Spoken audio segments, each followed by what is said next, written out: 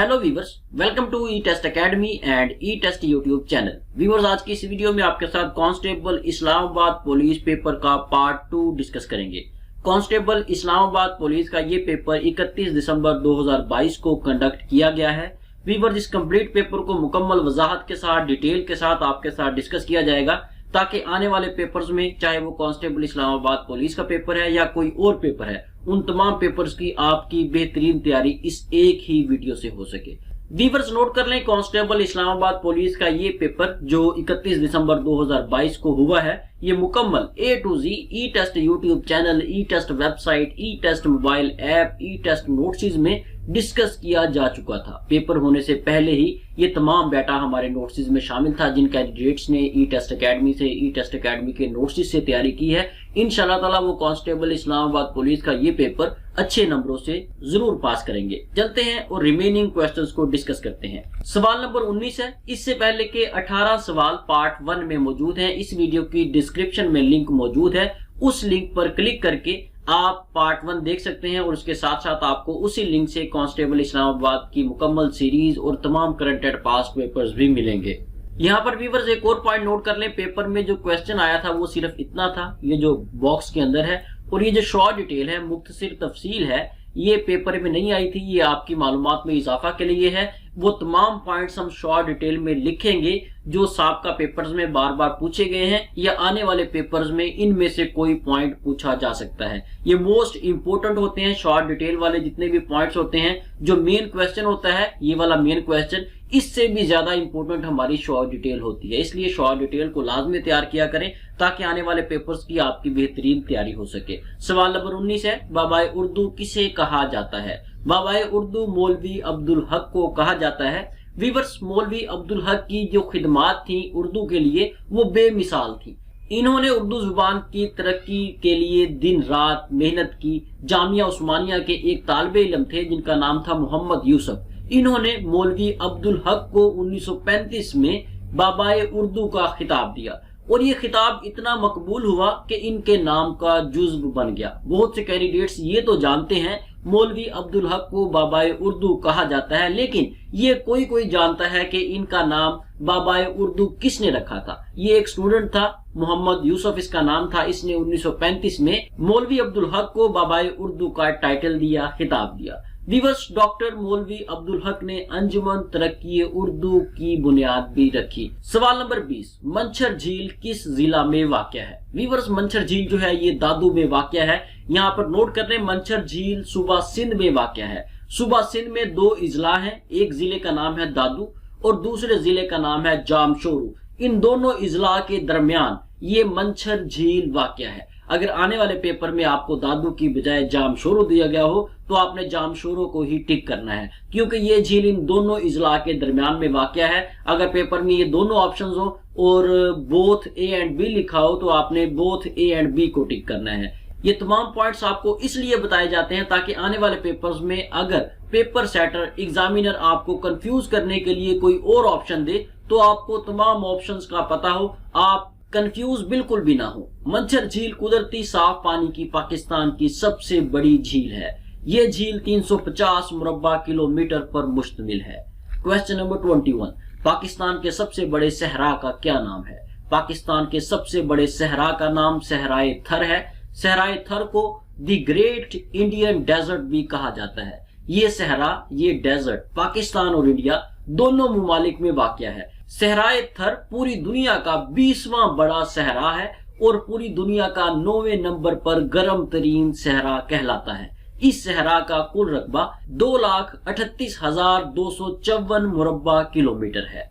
Question number 22, सवाल number 22, OIC के member मुमालिक की तादाद कितनी है? OIC के मेंबर मुमालिक की तादाद 57 है। OIC से मुराद ऑर्गेनाइजेशन ऑफ इस्लामिक कोऑपरेशन है। ये 57 इस्लामी मुमालिक पर मुश्तमिल एक ऑर्गेनाइजेशन है। इस ऑर्गेनाइजेशन को 25 सितंबर 1969 को कायम किया गया। इसकी 3 ऑफिशियल लैंग्वेजेस हैं जिनमें अरबी, अंग्रेजी और फ्रेंच लैंग्वेज शामिल है। OIC का हेडक्वार्टर जद्दा, सऊदी अरेबिया में है। व्यूअर्स, इसका थोड़ा सा बैकग्राउंड मैं आपको बता दूं कि ये OIC क्यों बनाई गई। ये 57 इस्लामी मुमालिक की जो ऑर्गेनाइजेशन है इसे क्यों कायम किया गया? वीवर्स, आप जानते हैं मस्जिद अक्सा को एक बार 1969 में आग लगा दी गई थी। ये एक क्रिश्चियन था, ऑस्ट्रेलियन था, जिसने मस्जिद अक्सा को आग लगाई थी। जब ये आग लगाने का वाकया रोनुमा हुआ तो उसके बाद 57 इस्लामिक कंट्रीज इकट्ठी हुई। उन्होंने ये फैसला किया कि हमें एक ऐसी ऑर्गेनाइजेशन बनानी चाहिए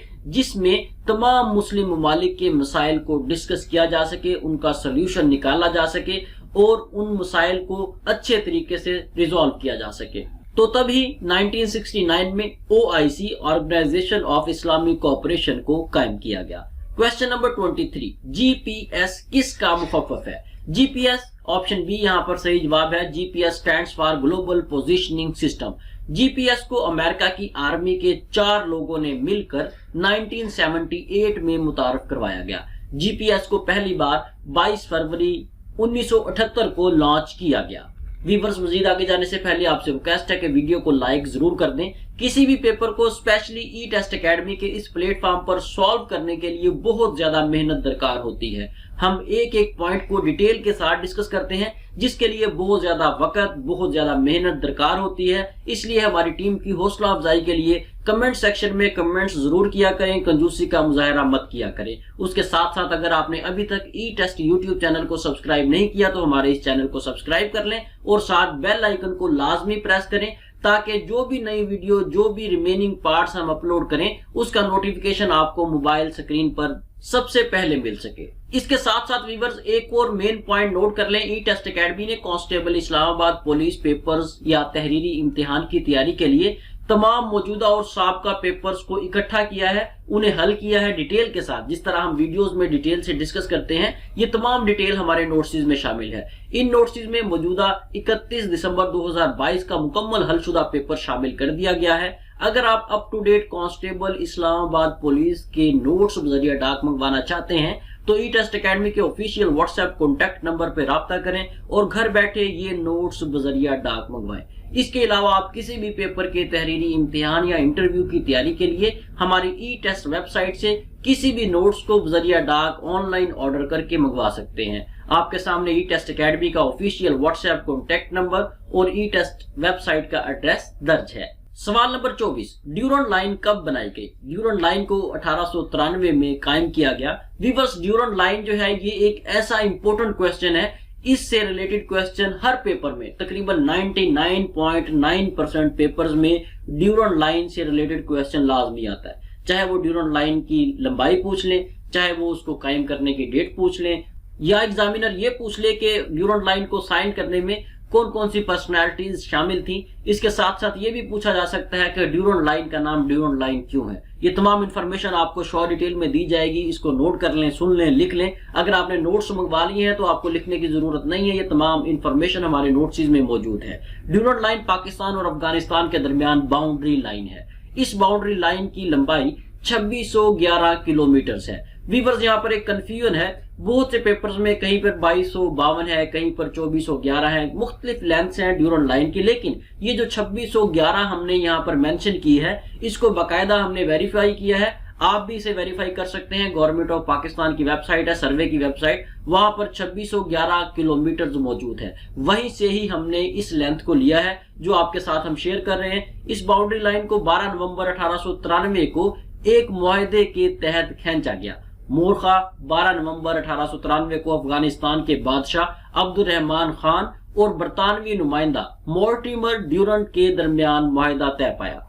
इस मुआहदा की रूह से ये बाउंड्री लाइन कायम की गई। इस बाउंड्री लाइन का नाम भी बरतानवी नुमाइंदे ड्यूरंड मोर्टिमर के नाम की मुनासबत से रखा गया। ये कुछ इंपॉर्टेंट इंफॉर्मेशन थी, इसे याद रखिएगा। सवाल नंबर 25, इस्लामी ममालिक में सबसे ज्यादा गुंजान आबाद मुल्क कौन सा है? इस्लामिक कंट्रीज में सबसे ज्यादा गुंजान आबाद मुल्क इंडोनेशिया है। इंडोनेशिया आबादी के लिहाज से इस्लामिक कंट्रीज में मुस्लिम ममालिक में सबसे बड़ा मुल्क है। अगर आलमी सतह पर आबादी के लिहाज से देखा जाए तो आलमी सतह पर इंडोनेशिया दुनिया का चौथा बड़ा आबादी के लिहाज से मुल्क है। उसके बाद अगर आप पाकिस्तान को देखें तो पाकिस्तान इस्लामिक ममालिक में, इस्लामिक कंट्रीज में दूसरे नंबर पर आबादी के लिहाज से सबसे बड़ा मुल्क है। और इसे अगर ओवरऑल आलमी सतह पर देखें तो ये आलमी सतह पर दुनिया का 5वां बड़ा आबादी वाला मुल्क है। व्यूअर्स, आपको बहुत सी बुक्स मिलेगी जहां पर छठा लिखा हुआ है, लेकिन तमाम बुक्स पुरानी हो चुकी हैं। ये जो 5वें नंबर पर आबादी के लिहाज से सबसे बड़ा मुल्क है, ये लेटेस्ट कैलकुलेशंस है। व्यूअर्स, यही वजह है कि कई बुक्स बहुत पुरानी हो चुकी हैं, उनमें डाटा अपडेट नहीं किया गया और कैंडिडेट्स उन्हीं बुक्स को याद कर करके पेपर में बार बार फेल होते हैं। हालांकि वो तैयारी भी करते हैं, लेकिन फिर भी वो फेल होते हैं। हमने स्टार्ट में ई टेस्ट अकेडमी ने बुक्स पब्लिश की थी, लेकिन यही वजह थी कि बुक्स जब पब्लिश हो जाती हैं, फॉर एग्जांपल 1 लाख की पब्लिकेशंस हमने करवाई हैं, जब वो 1 लाख सेल होंगी तो तब ही next up to date book print out होगी। तो इस परेशानी से बचने के लिए हमने बुक्स को नोट्स में कन्वर्ट कर दिया है और यही वजह है कि पूरे पाकिस्तान में इस वक्त इतनी बुक्स परचेज नहीं की जा रही जितने के हमारे ई टेस्ट अकेडमी के नोट्स पर कैंडिडेट्स ट्रस्ट करते हैं, क्योंकि जितने भी हमारे नोट्स हैं तमाम अप टू डेट हैं। हम रोजाना की बुनियाद पर अपने नोट्स को अपडेट करने के बाद ही उन्हें प्रिंट आउट करते हैं। ऐसा बिल्कुल भी नहीं है कि हम अपने नोट्स को मैक्सिमम क्वांटिटी में प्रिंट आउट करके रख लें और कैंडिडेट्स जैसे जैसे ऑर्डर करते रहे हम उन्हें भिजवाते जाएं। ऐसा बिल्कुल भी नहीं है। हमारे तमाम नोट्स, चाहे वो किसी भी पोस्ट का नोट्स है, रोजाना की बुनियाद पर अपडेट होने के बाद प्रिंट किया जाता है। क्वेश्चन नंबर 26, सवाल नंबर 26, पाकिस्तान में बिजली बनाने का सबसे बड़ा जरिया कौन सा है? पाकिस्तान में बिजली बनाने का सबसे बड़ा जरिया थर्मल सोर्सेज हैं। व्यूअर्स, पाकिस्तान में जितनी भी बिजली पैदा होती है उसका 63% 63% थर्मल तरीका से पैदा किया जाता है। इसके बाद आप हाइड्रो पावर सिस्टम पे आ जाएं। हाइड्रो से मुराद है कि पानी से बिजली बनाने का तरीका। इसमें पाकिस्तान की जरूरत का जितनी भी पाकिस्तान में बिजली पैदा की जा रही है उसका तकरीबन 25% हाइड्रो पावर जनरेशन से किया जाता है। सवाल नंबर 27, केटू पहाड़ की कितनी ऊंचाई है? केटू पहाड़ की ऊंचाई 8611 मीटर है। केटू का दूसरा नाम गॉडविन आस्टन है। केटू पाकिस्तान का सबसे बुलंद तरीन जबकि दुनिया का दूसरा बुलंद तरीन पहाड़ है। केटू को कराकरम में वाक़या है। केटू पाकिस्तान का कौमी पहाड़ भी कहलाता है। क्वेश्चन नंबर 28, सवाल नंबर 28 है, करारदाद पाकिस्तान कब मंजूर की गई? करारदाद पाकिस्तान को इंग्लिश में ऑब्जेक्टिव रेजोल्यूशन कहा जाता है। करारदाद पाकिस्तान या ऑब्जेक्टिव रेजोल्यूशन 12 मार्च 1949 को मंजूर की गई। व्यूअर्स, बहुत से पेपर्स में इस करारदाद को असेंबली में पेश करने की डेट भी पूछी गई है, नोट कर लें। करारदाद मकासिद या ऑब्जेक्टिव रेजोल्यूशन को वजीर आजम लियाकत अली खान ने 7 मार्च 1949 को असेंबली में पेश किया। इस करारदाद को 12 मार्च 1949 को असेंबली में मंजूर किया गया। इस करारदाद के हक में असेंबली में 54 वोट डाले गए जबकि 21 मेंबर्स ने इसकी मुखालफत की। व्यूअर्स, ये ऑब्जेक्टिव रेजोल्यूशन है क्या थी, इसके मकासद क्या थे, इसका शॉर्ट सा मुख्तसर सा इंट्रोडक्शन मैं आपको दे दूं।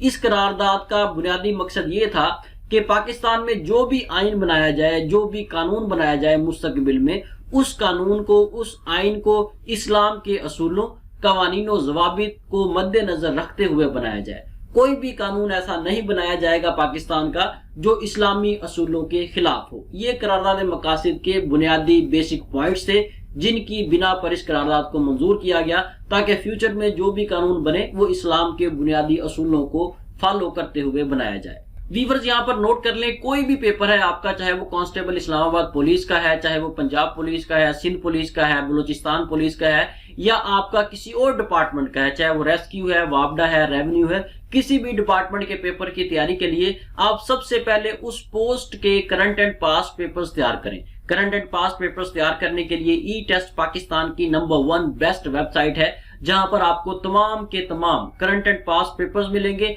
मुकम्मल हलशुदा होंगे और बिल्कुल फ्री ऑफ कॉस्ट मिलेंगे। आप हमारी ई टेस्ट वेबसाइट को विजिट करें। ई टेस्ट वेबसाइट को विजिट करने का तरीकाकार सिंपल है।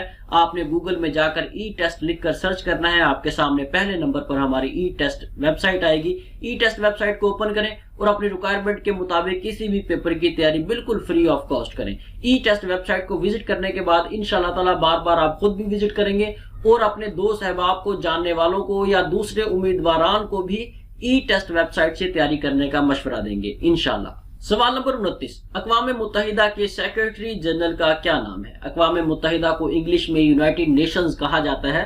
व्यूअर्स, पार्ट 1 में भी हमने यूनाइटेड नेशंस अक़वाम मुत्तहिदा के पॉइंट ऑफ व्यू से क्वेश्चन डिस्कस किया था। अब दोबारा उससे रिलेटेड क्वेश्चन ही आ गया, इसलिए प्रीवियस वीडियो में जो आपको एक पॉइंट बताया गया था, एक वीडियो बताई गई थी, उस वीडियो को लाजमी देखें। अक़वाम मुत्तहिदा या यूनाइटेड नेशंस के मौजूदा सेक्रेटरी जनरल का नाम एंटोनियो गुटेरेस है। एंटोनियो गुटेरेस का ताल्लुक पुर्तगाल से है। एंटोनियो गुटेरेस अक़वाम मुत्तहिदा के 9वें सेक्रेटरी जनरल हैं। वीवर्स, यूनाइटेड नेशन या अक़वाम मुत्तहिदा के पहले सेक्रेटरी जनरल का नाम हॉर्डन लाई था। बहुत से पेपर्स में मौजूदा सेक्रेटरी जनरल का पूछा गया है और बहुत से पेपर्स में यूनाइटेड नेशंस के पहले सेक्रेटरी जनरल का पूछा जाता है। ये दोनों नाम आने वाले पेपर्स में लाजमी याद करके जाइएगा। सवाल नंबर 30, जनूबी एशिया के ममालिक की तंजीम का क्या नाम है? जनूबी एशिया के ममालिक की तंजीम का नाम सार्क है। SAARC stands for South Asian Association for Regional Cooperation. ये इसका एब्रीवेशन है जिसका आपको फुल फॉर्म बता दिया है। सार्क में जनूबी एशिया के तमाम ममालिक शामिल हैं। जनूबी एशिया में कुल ममालिक की तादाद 8 है और तमाम के तमाम सार्क के मेंबर्स हैं। सार्क मेंबर ममालिक में अफगानिस्तान, बांग्लादेश, भूटान, इंडिया, मालदीव, नेपाल, पाकिस्तान और श्रीलंका शामिल हैं। वीवर्स, ये जो 8 नाम है ये 8 के 8 ममालिक जनूबी एशिया में वाक़ हैं और ये तमाम के तमाम यानी कि 8 के 8 ही सार्क के मेंबर भी हैं। ये 5-6 पॉइंट्स आपको बता दिए हैं, इन्हें याद रखिएगा। इसके साथ साथ नोट कर लें, सार्क को 8 दिसंबर 1985 को ढाका बांग्लादेश में कायम किया गया। सवाल नंबर 31, दरियाए सिंध पर जेर तामीर सबसे बड़ा डैम कौन सा है? दरियाए सिंध पर सबसे बड़ा डैम जो जेर तामीर है वो दिया मीर भाषा डैम है। दिया मीर भाषा डैम सूबा खैबर पख्तूनख्वा के जिला कोहिस्तान और गिलगित बल्तिस्तान के जिला दिया मीर में वाक़या है। इन दोनों इजला को ये डैम कवर करता है। भाषा डैम है, ये दुनिया का सबसे बड़ा आरसीसी डैम है। एक अंदाजे के मुताबिक इस डैम की तामीर का काम 2028 तक मुकम्मल कर लिया जाएगा। वीवर्स, यहाँ पर एक टर्म यूज हुई है आरसीसी। आरसीसी से मुराद ऐसा डैम होता है, ऐसी कंस्ट्रक्शन होती है जहां पर सीमेंट की बजाय उसका अल्टरनेटिव यूज किया जाता है। ये अल्टरनेटिव जो है ये कंक्रीट की सूरत में होता है, मुख्तलिफ किस्म की इसमें मिक्सिंग की जाती है, उसको आरसीसी डैम कहा जाता है। और इस किस्म की कंस्ट्रक्शन में सीमेंट का इस्तेमाल बनिस्बत कम होता है। सवाल नंबर 32, निशाने हैदर पाने वाले अफसरान की तादाद क्या है? निशाने हैदर पाने वाले अफसरान की तादाद 10 है। वीवर्स, यहाँ पर बहुत से कैंडिडेट्स ने 11 पे टिक किया है क्योंकि उन्होंने गूगल पे सर्च किया, गूगल पे 11 आया तो उन्होंने 11 लिख दिया। नोट कर लें, जो चीज भी गूगल पर मौजूद है जरूरी नहीं है कि वो 100% सही हो। गूगल पर भी आप जैसे और मुझ जैसे लोगों ने ही पोस्टिंग की है। याद रखिए, निशाने हैदर अब तक 10 अफसरान को दिया गया है। ये 10 क्यों ठीक है और 11 किस वजह से गूगल पर लिखा हुआ है ये भी मैं आपको बताता चलूं। सबसे पहले ये जो 10 लोग हैं जिन्हें निशाने हैदर दिया गया, इनके नाम आप नोट कर लें। इनमें राजा मोहम्मद सरवर, तुफैल मोहम्मद, राजा अजीज भट्टी, राशिद मिन्हास, मोहम्मद अकरम, शब्बीर शरीफ, मोहम्मद हुसैन, मोहम्मद महफूज जंजोआ, कर्नल शेर खान और कर्नल लालक जान शामिल हैं। ये 10 शख्सियात हैं जिन्हें निशाने हैदर दिया गया। अब गूगल पर 11 जो लिखा हुआ है, 11 का नाम यहाँ पर देखें, ये आपके साथ हमने मेंशन भी कर दिया है। ये जो सैफ अली जंजोआ हैं, इन्हें हलाले कश्मीर दिया गया। हलाले कश्मीर एक ऐसा अवार्ड है जो कि निशाने हैदर के बराबर ही कंसीडर किया जाता है। गूगल ने इस हलाले कश्मीर को भी निशाने हैदर में ऐड किया हुआ है, यानी कि 10 लोगों को निशाने हैदर दिया गया और 11वां उसमें गूगल ने सैफ अली जंजोआ का ऐड कर दिया, हलाले कश्मीर उसमें मेंशन कर दिया क्योंकि ये उसके बराबर अवार्ड है, इसलिए इसे भी निशाने हैदर में काउंट किया गया। नोट कर ले, निशाने हैदर एक अलग अवार्ड है और हलाले कश्मीर एक अलग अवार्ड है। चाहे हलाले कश्मीर निशाने हैदर के बराबर है लेकिन आप इसे काउंट निशाने हैदर में नहीं करेंगे। वीवर्स, उम्मीद है कि इस क्वेश्चन का कंफ्यूजन आपको समझ आ गया होगा। ये क्वेश्चन जब हमने ई टेस्ट एकेडमी के ऑफिशियल व्हाट्सएप स्टेटस पर लगाया था तब भी हमें ये कन्फ्लिक्ट मिला था। बहुत से कैंडिडेट्स ने 11 हमें रिप्लाई किया था, लेकिन उनको हमने बताया था कि 11 नहीं है, यहाँ पर 10 को आपने टिक करना है और यही question same as it is paper में भी आ गया। हमारा मकसद आपको बेहतरीन तरीके से गाइड करना होता है। उसके बाद पेपर में आप क्या करते हैं, किस ऑप्शन को टिक करते हैं, ये आपका हेडेक है। आप अपनी मर्जी के मुताबिक किसी भी आंसर को टिक कर सकते हैं। सवाल नंबर 33, पाकिस्तान का मानचेस्टर किस शहर को कहा जाता है? पाकिस्तान का मानचेस्टर फैसलाबाद को कहा जाता है। वीवर्स, मानचेस्टर जो है ये इंग्लैंड का एक शहर है। मानचेस्टर में भी टेक्सटाइल इंडस्ट्री मौजूद है। जिस तरह पाकिस्तान के शहर फैसलाबाद में है, वैसे ही इंग्लैंड के शहर मानचेस्टर में टेक्सटाइल इंडस्ट्री है, इसलिए फैसलाबाद को पाकिस्तान का मानचेस्टर कहा जाता है। फैसलाबाद का पुराना नाम लायलपुर था, बाद में ये फैसलाबाद कर दिया गया। बहुत से पेपर्स में फैसलाबाद का पुराना नाम भी पूछा गया है, ये भी याद कर लें। व्यूअर्स नोट कर लें, ई टेस्ट एकेडमी ने ई टेस्ट मोबाइल ऐप लॉन्च की हुई है। आप गूगल प्ले स्टोर से हमारी ई टेस्ट मोबाइल ऐप डाउनलोड कर सकते हैं और किसी भी पेपर की बिल्कुल फ्री ऑफ कॉस्ट तैयारी कर सकते हैं। हमारी ई टेस्ट मोबाइल ऐप पर आपको तमाम करंट एंड पास पेपर्स मिलेंगे, मुकम्मल हलशुदा मिलेंगे, डिटेल के साथ मिलेंगे। जैसे ही आप हमारी ई टेस्ट मोबाइल ऐप को डाउनलोड किया करें, हमारी इस मोबाइल ऐप को 5 स्टार रेटिंग जरूर दिया करें। सवाल number 34, does he dash English. Viewers यहाँ पर खाली जगह में जो सूटेबल ऑप्शन था वो आपने लिखना था। यहाँ पर खाली जगह में टीच आएगा क्योंकि ये प्रेजेंट इंडेफिनिट टेंस है, पहला टेंस है। इसमें एस या ई एस का इजाफा किया जाता है वर्ब की फॉर्म के साथ। यहाँ पर टीच हम यहाँ पर लगाएंगे। यहाँ पर टीच के साथ हमने एस या ई एस का इजाफा इसलिए नहीं किया कि जब प्रेजेंट इंडेफिनिट टेंस को सवालिया फिक्रे में कन्वर्ट किया जाता है तो ये जो एस या ई एस होता है ये स्टार्ट में डू के साथ लग जाता है। डू के साथ हमने ई एस का इजाफा कर दिया है। आगे वर्ब की फॉर्म खाली जगह में वैसे ही लिख दी है जैसे फर्स्ट फॉर्म होती है। यहाँ पर खाली जगह में टीच आएगा। क्या उसे अंग्रेजी पढ़ाना आती है? सवाल नंबर 35, कायदे आजम वाज बोर्न डैश 25 दिसंबर। यहाँ पर खाली जगह में ऑप्शन बी आएगा ऑन। कायदे आजम मोहम्मद अली जिन्ना 25 दिसंबर को पैदा हुए। व्यूअर्स इसके साथ ही हमें इजाजत दें। इंशाल्लाह नेक्स्ट वीडियो में कांस्टेबल इस्लामाबाद पुलिस के पार्ट 3 के साथ दोबारा हाजिर होंगे। ई टेस्ट यूट्यूब चैनल को अगर आपने अभी तक सब्सक्राइब नहीं किया तो हमारे इस चैनल को सब्सक्राइब कर लें ताकि फ्यूचर के रिमेनिंग पार्ट्स की अपडेट्स आपको बर वक्त मिलती रहें। अल्लाह हाफिज।